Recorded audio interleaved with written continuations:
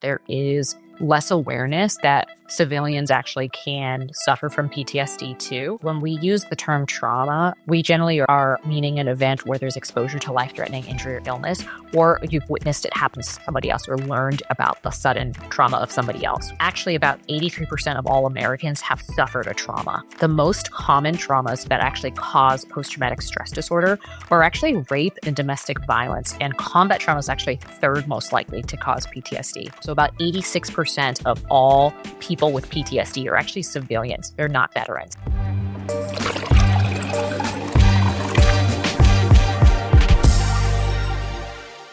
Hi, everybody. Welcome to another episode of How's My Drinking. We have a different episode today. We have been gearing them usually towards like alcohol use disorder, just very focused on alcohol addiction. But today we have a very special guest, and it's going to be a little bit more focused on trauma and how trauma can sometimes could lead to addiction. But before I introduce our guest, I just want to ask my co-host, Aaron, how are you doing today? Good. Staying dry. It was raining the last 2 days here in LA, but we're perfectly fine now. Awesome. Well, I'm glad you're doing well over there. We are also staying dry over here in Texas. And I will go ahead and introduce our guest. We have Dr. Sofia Noori with us today. And Sofia, I'm just going to go ahead and let you kind of introduce yourself a little bit. Yeah, happy to be here with both of you, Marcella and Aaron, and I'm staying snowy here in Connecticut. So it's such a pleasure. So I'm Sofia. I'm a psychiatrist by training, and I'm also the co-founder and CEO of a company called NEMA Health, which is focused on providing high quality at-home trauma and PTSD care. And trauma and PTSD is something that's just like really near and dear to my heart. My family survived the Vietnam War and are refugees to this country. So I grew up hearing a lot about how trauma had affected them and just our family unit as a whole. And then unfortunately, when I was in college, I developed PTSD from an assault. And so I saw like really firsthand like how trauma can really derail people's lives. That really got me fired up about how we treat trauma survivors in general. And I became a rape crisis counselor after college, and also worked at an innovation center at Stanford, actually, as my first job out of college. And so continued to be really passionate about mental health, got interested in innovation. Then I went to medical school at UCSF in San Francisco, loved taking care of patients, but also like really wanted to do something that was more innovative. And then came out to the state of Connecticut for psychiatry residency at Yale. And when I was in psychiatry residency, that was during the pandemic. And so I was put back on the COVID wards to take care of COVID patients in the medical units. And at that time, it felt like a lot was coming out within digital mental health. And a lot of it seemed to be more focused towards like wellness and not necessarily towards some of the higher acuity patients that you and I both treat now. And so with my co-founder, Dr. Isabel Rosenthal, who was also a trainee at the time, we decided we wanted to do something for what we thought would be the next pandemic, which is trauma and post-traumatic stress disorder for community survivors. And that is how we started working on the idea for NEMA. I love that. My first question actually was going to be kind of what led you to focus on trauma and PTSD, but you just shared a little bit about it. And thank you for sharing a little bit of your story and what led you to it. I am, as you know, already like fascinated by just like trauma recovery and healing and just the modalities out there to help people, because I'm sure, as you know, like it's not every mental health provider is trauma informed, and we need so much more of that in this space. Would you agree with that? I completely agree. I think there's also a lot of like confusion around like what trauma informed means too, right? And also sometimes I think there's a lot of like using the word trauma, but then also like underdiagnosing what actually post-traumatic stress disorder is. So I think it's actually a very like nuanced conversation overall. Mm-hmm. That is so true. I know that usually people just think like PTSD only relates to soldiers or, like combat soldiers and stuff. That is so true. It just kind of reminded me when you said like the misinformation around it, like a lot of the times maybe just people like myself that have been through a lot of trauma, not a soldier by any means, can maybe just kind of like underestimate what we've been through and then maybe not reach out for help when we need that. Have you seen that? Oh, yeah. I think that's extremely common, actually, because I think that there is less awareness that civilians actually can suffer from PTSD too. And just to give you a sense too, like when we use the term trauma, we generally are meaning an event where there's exposure to life-threatening injury or illness, or you've witnessed it happen to somebody else or learned about the sudden trauma of somebody else, right? And so actually about 83% of all Americans have suffered a trauma. And the most common traumas that actually cause post-traumatic stress disorder are actually rape and domestic violence. And combat trauma is actually third most likely to cause PTSD. And so actually the number of people who are civilians with PTSD is much, much higher. So about 86% of all people with PTSD are actually civilians. They're not veterans. And so I think, the scale of the problem is actually huge, right? And I think what happens out in the community is because people don't actually realize that they either have PTSD or they're also not sure where to go for treatment. Even if they do know, it becomes like this chronic illness where the best that people think that they can do is kind of like cope with the symptoms. And they feel like they'll never recover, like they'll never get past their PTSD. And I think this is also where sometimes people cope in different ways, like with substances and pieces like that too. Okay. So on that same topic, I mean, we kind of see from time to time individuals within our treatment program for alcohol might struggle with some sort of trauma. Yeah. Right. So kind of in your experience, is it sometimes like if it's, primarily trauma kind of leads to substance use disorders? And if that is the case, are there like treatments that could be most effective for both of them at the same time? Or is it where they still have to get treatment separately? How does that kind of play out? Yeah. It's such a great question, Aaron. And there needs to be like a lot more research done between like the sort of relationship between PTSD and alcohol use disorder. But there are two like theories around how they're related. So one is, it's like a chicken or the egg thing, right? So like one is oftentimes when people are traumatized, they're seeking ways to cope. And one of the ways that they can potentially cope that ultimately can end up being problematic for them is through using substances, right? Is trying to like numb their emotions.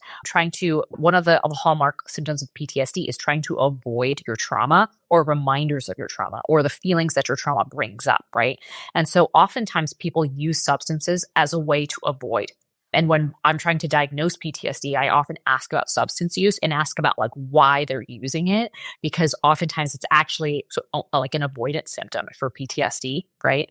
And so in that case, the PTSD comes first oftentimes, and then the distress is getting medicated with like the alcohol use, right?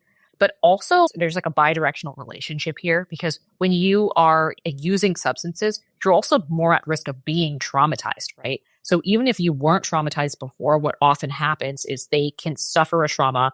They may or may not develop PTSD, and then they're using the substance more and more because it also helps to essentially kind of avoid this newfound trauma that they have. So it tends to be like a circular type of relationship. And then I think the question that you're asking is really good, which is like, what do you treat first? How do you treat them together? Like, how do you sort of manage this? And so what we're seeing like in the literature is that when folks treat the underlying, the principle of like medicine is treat the underlying cause, right? And so if trauma is related to the underlying cause of why someone's drinking, what we've seen in the literature is when you actually get treatment for the PTSD, the substance use also reduces.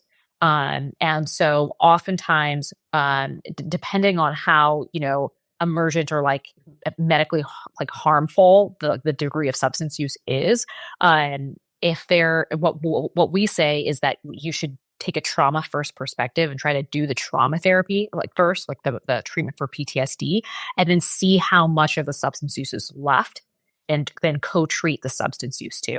So at NEMA, what we do is we actually take folks with active substance use and we share with them, look, if you're able to actually abstain while you're doing the trauma therapy so that your brain can process through the trauma still, right?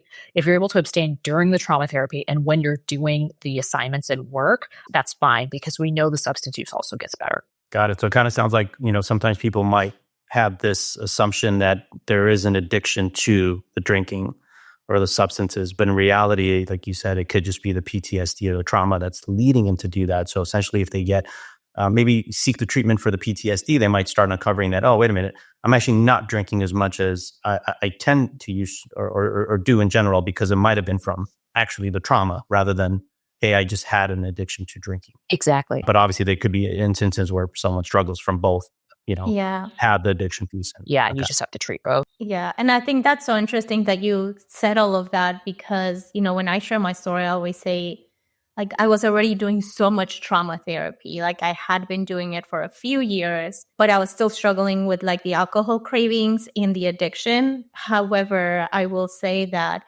because I was so aware of my trauma and my triggers, I was able to recognize that I still had this physical addiction to the drinking and that I needed to do something about those like physical cravings because I had already tackled all of like my emotional healing. So then I needed to actually tackle like the craving for the alcohol still. Yeah. Yeah.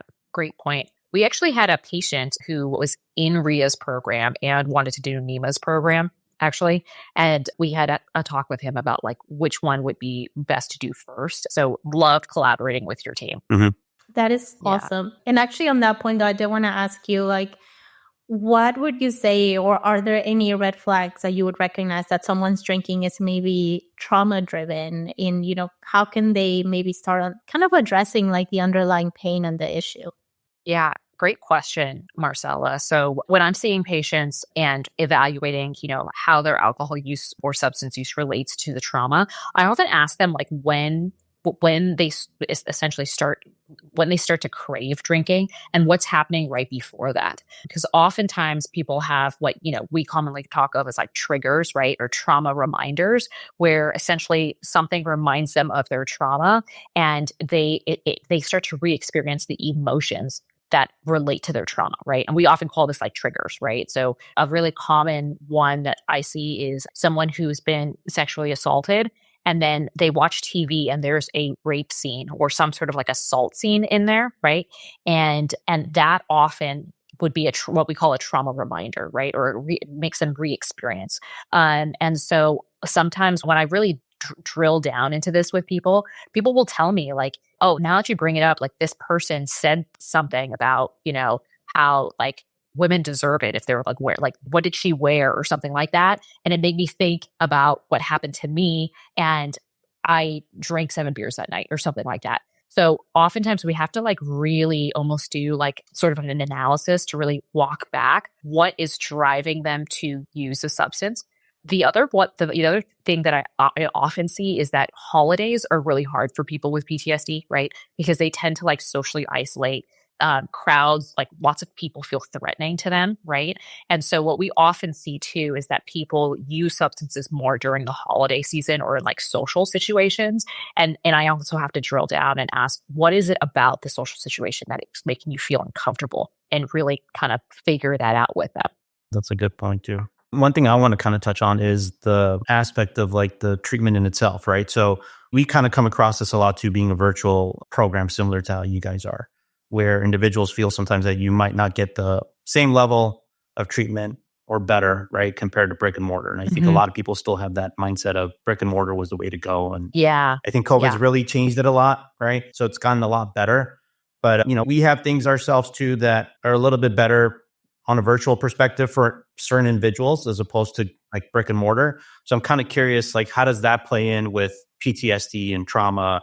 Like, how is it different that the brick and mortar if you're going to be offering same type of services, like, through virtual things? Such a good question, Aaron. Yeah. And I think like I could see with like substance use, it's a really nuanced answer. And oftentimes the treatment that's best for you is the treatment that you'll do, right? And in PTSD, there's actually been research around whether or not telehealth is comparable to in person, right? And actually with post-traumatic stress disorder, so one of the hallmark symptoms is avoidance, right? And another symptom is like what we call negative cognitions. So feeling like shame, self-blame, guilt. And people still feel a lot of stigma, like as they do with substance use, right, around their trauma. And so a big, big barrier to people completing trauma therapy actually is avoidance. And what we've actually seen in the research is that when you offer a trauma survivor in-person therapy versus telehealth, they actually prefer telehealth. And the rates of completion in some of the studies are actually higher if it's actually virtual. And I think there's a number of reasons why, because I think if we were a brick and mortar, right, with NEMA trauma clinic up on a sign, right, then, when you walk in, you're basically identifying yourself already, right? And so I think there's actually some reasons why PTSD patients in particular actually don't want to go in person. The other piece too is like during the trauma therapy, you're sharing about like one of the most painful moments of your life, right? And trying to work through it. And people actually feel more comfortable doing it in the safety of their own environment. And so what we've actually seen is that people prefer the fact that it's actually telehealth. The other piece too is that people try to avoid doing the therapy, right? They want to avoid talking about their trauma and like thinking about their trauma. So they try to avoid doing the therapy. And the dropout rate with trauma therapy done in person is around 50%. And so in our model, the dropout rate is 5%. And I think part of that, not all of it is due to the fact that it's virtual. We also do daily trauma therapy, which I think is really helpful for people. Mm-hmm. But part of that is also, they don't have any excuse if they don't show up really, because they had to do was click a button, right, to come. So I think it actually helps improve the completion rate of the treatment, which is by far and away the biggest predictor of recovery. Mm-hmm. Yeah, I was going to ask, like, do you tend to see people stay longer in the program too? And it sounds like it is, right? So if people are leaving a lot quicker, I could see that virtual care would be a lot different. We kind of see that with Rhea Health too is, I think with like, let's say residential treatment, on average is probably 22 days, max 30. But we have individuals within our program too that are, they see that it's working, it's helping them, and they're in there for like 6 months or more sometimes. So yeah, that is interesting the way you say it. And I mean, I'm probably one of those people too. If I'm kind of lazy, like, certain things, like I'm like, all right, I'm not going to go today. Or like how it was raining yesterday, the rain might prevent me from wanting to go to a place. Or like you said, if it's snowing and it snowed in really bad, you might miss a lot of these treatments. Whereas in like the virtual care, it's from your home. As long as you got that internet access, it's really easy to get the help. You can definitely add me to your numbers because out of all the therapists I've had, all of them have been virtual. So wow. I would definitely agree with that. And yeah, I mean, you're comfortable at home. And so I really love that NEMA is really taking that and just providing that trauma treatment that is just so, so needed. Around that, I actually wanted to ask you because you brought it up and we talk about it all the time, just the stigma around, just saying that you want to get help. And what really stood out to me saying, I kind of pictured it too, like having your clinic, like NEMA trauma clinic or like Rhea Health, alcohol use disorder. And you identify with that if you walk in and, we still have that stigma and that shame that we're so scared to go get help for something that we know we need to get help with. Yeah. So my question to you is, what is NEMA Health doing to kind of bring that awareness and try and get rid of that shame and stigma to help people get the treatment that they need? Yeah, great question, Marcella. And I know Rhea has been like a leader as well in sort of like trying to be out front and helping to like bust some of the stigma around substance use.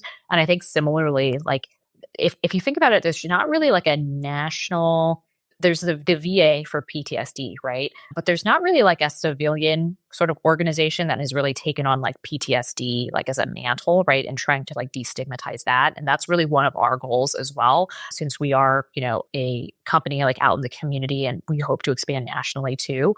And I think there's like a couple of different components to that because I think there's like stigma around even like identifying as a trauma survivor, right? But I also think that now people like the stigma is like significantly decreasing with that. Some people actually find like a lot of solace and like strength in calling themselves a trauma survivor now, which I think is really, really amazing.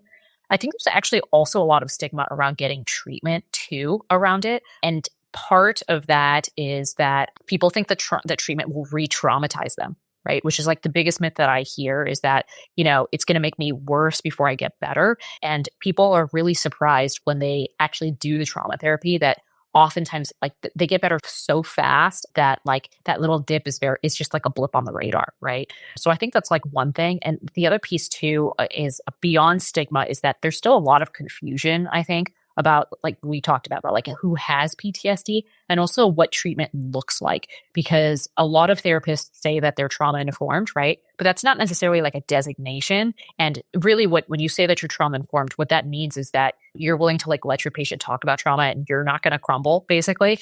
Mm-hmm. But right, there's really like not like a strong definition there yet. Yeah. And really what we're trying to move towards is trauma focused therapy, because therapies that work for PTSD are not general talk therapy. Mm-hmm. They're therapies that are specifically designed for PTSD that generally are short-term, time-limited, and produce results like for PTSD in particular. Mhm. Yeah, I love that. And, since we have you here, I would love to know, and for our listeners to know as well, like, what does your treatment look like? What does it look like to be a patient of NEMA Health? Yeah, I would be happy to share. So, and at NEMA, like our goal is to help people actually recover, right? So we want people to get better as fast as possible, as much as possible, and to make sure that the gains they have are permanent, right? So we're really trying to shift the paradigm from thinking about trauma survivorship and having PTSD as a lifelong chronic illness that you're never going to get away from, and you're always going to have relapses of, to you can actually permanently recover from this, right? And you can enter into recovery as well. And that's borne out by the research. We actually know that when people do one of the first line trauma therapies for PTSD, it leads to permanent recovery. They've done 10-year follow-up studies showing that if you don't do any more therapy besides your 12 sessions of trauma therapy, you won't develop PTSD again. So we actually know that it is not a chronic illness. It's an episode. It's an episodic illness if you get the right treatment. Right. And so at NEMA, that's really what we're trying to do with folks is give them the very best care and then make sure that they actually recover and then support them in recovery instead of supporting them through like a chronic illness. Right. So the way that our care model works is we use the first line therapies for PTSD. We particularly use what's called cognitive processing therapy, which is a therapy that takes about 12 sessions to complete. It's also the only first line therapy where you actually don't have to share every detail of your trauma. So that's something that people get really scared of is like, I'm going to have to like relive my trauma over and over again. In CPT, you actually don't have to share every single detail to get better. It focuses on the impact the trauma has had on your life and trying to understand whether or not those thoughts are actually accurate about how it's impacting your life. So what the therapy does is it's based on cognitive behavioral therapy, right? The idea that your thoughts and emotions are connected. And if we can change your thoughts, we can change the way you feel about yourself, right? Well, we have to do that with your relationship to your trauma, right? We have to change the way you feel, like you believe the trauma has defined your life, right? And help you redefine your own life so that trauma is one terrible thing that happened to you, but it's not the thing that's going to define every single aspect of who you are. And so the therapy is actually really practical. There's an agenda every single day. There are worksheets that you need to complete to practice the skills that you're learning so that you can think more clearly about yourself, right? And it's very, very measurement based. So we have a dashboard when people join us where they do assessments on their PTSD, their depression, their anxiety, and we actually literally graph it out with them. And every time we see them, we're trying to figure out, okay, what other symptoms can we work on so that they get down to zero? So that's how the therapy actually works, right? And our program is really built to help optimize people's completion and improvement in the therapy. So when folks come to us, they do a full psychiatric evaluation. We make sure we diagnose PTSD. But as you both said, like there's so many other comorbidities with PTSD, especially substance use. So we're also trying to figure out what other pieces people have, and then we assign them to a treatment team. So that includes a trauma therapist. It includes a peer navigator who oftentimes they all have lived experience of PTSD. Some have actually completed our program, and then a psychiatrist if they need one. And then after we've, kind of figured out if like there's any immediate needs that we need to take care of, because mind you, like some of these patients like are in active domestic violence situations, right? Like they've just been assaulted. They just suffered, like were exposed to a mass shooting, right? So we have to just do some like teeing up and making sure that they're appropriate to start the trauma therapy immediately. Once that's occurred, they then do the CPT, the trauma therapy. When they do the trauma therapy, we do it a little differently. So we do it every single day until someone recovers. And the reason why we do that is because the research actually shows that dose matters. That the dose of therapy that you get for PTSD actually can affect how well you respond to the therapy. So we do it every day instead of once a week. And after someone recovers from the PTSD, about 82% of our patients actually do recover and lose the diagnosis. They then enter into what we call RISE, which is a recovery program that lasts about 10 months, where now that you no longer have PTSD, we're asking ourselves, how do you want to live now? Like, what do you want to do with your life, right? Because so many people have never asked themselves that post-trauma because they never actually got into recovery. And on average, our patients have actually suffered from their PTSD for about 18 years before finding us, right? So it's a serious question. And so we spend about 10 months in a lighter touch, a more supportive and like group oriented sort of program to help them kind of build back. Like, what do I want to do now? What if I want to date, right? Like, how do I start to build relationships back up, right? And so they do some groups, they do peer mentorship. They can still speak with their therapist if they need to, and if another trauma comes up or something like that happens. And so that program is really to keep people well. I love that. I'm just obsessed with your program, and I'm so glad that you're out there doing the hard work. So thank you so much for sharing all of that. Thanks, Priscilla. Yeah. And as far as the program, I mean, where are you guys available? How can someone find you and sign up for the program if they need to? So we are expanding currently, and we're in about 9 states. I can list the states out if you want me to. Would that be helpful at all? Or yeah, I mean, you could also share it with us. We could post it on Yeah. the description of the podcast later on if people want to know. Perfect. So basically, we're essentially in the Northeast, Connecticut, New York, New Jersey, Massachusetts. We're also in some of the more populous states, so Florida, Texas, California. Mhm. And then we're kind of marching down like mid-Atlantic, so Pennsylvania, Delaware, and expanding into the Midwest too. So lots of states there. And our goal is to really like make sure that the just like with RIA, the care is actually like affordable, right? So we do take insurance. So we take all Optum insurances like United Healthcare, Oscar, Optum, and Horizon Blue, with more insurances on the way. And we're a rapid recovery center, right? We want to get people in as quickly as they want to be seen, because it's a huge, courageous undertaking, just as it is in substance use, to say like, I want help, right? And people can't wait like several weeks when they're like having triggers and flashbacks and Mhm. things like that, right? So we try to get people in as quickly as we possibly can. That means that when someone goes to our website and books a free informational call, which is like how people learn about the program, they're doing it with a peer navigator who actually will continue with them throughout the program if they choose to schedule an intake. And we try to we have like same day and like very immediate term appointments for those free informational calls. Then if they actually want to do an intake and move forward, we try to get them in within 3 to 5 business days. Mhm. And then you kind of touch on it too, just, before we end it. I mean, people that are already on the Real Health program, they could also be on your program if they need to, right? So we could technically have them join and just reach out to you as well. Yeah. And we do a lot of care coordination and just like wanting to make sure that, we're taking a team approach. So we would reach out to the RIA Health clinicians as well and hear about how they're doing at RIA too, and incorporate that into the work that we do, and then send you a discharge summary so that you know exactly what they've been doing. Because we're kind of like an IOP, like an intensive outpatient program Mhm. during the first couple months. And then we're more of like an ad hoc, let's keep you well, right, in that recovery piece. So we'd be able to collaborate. Awesome.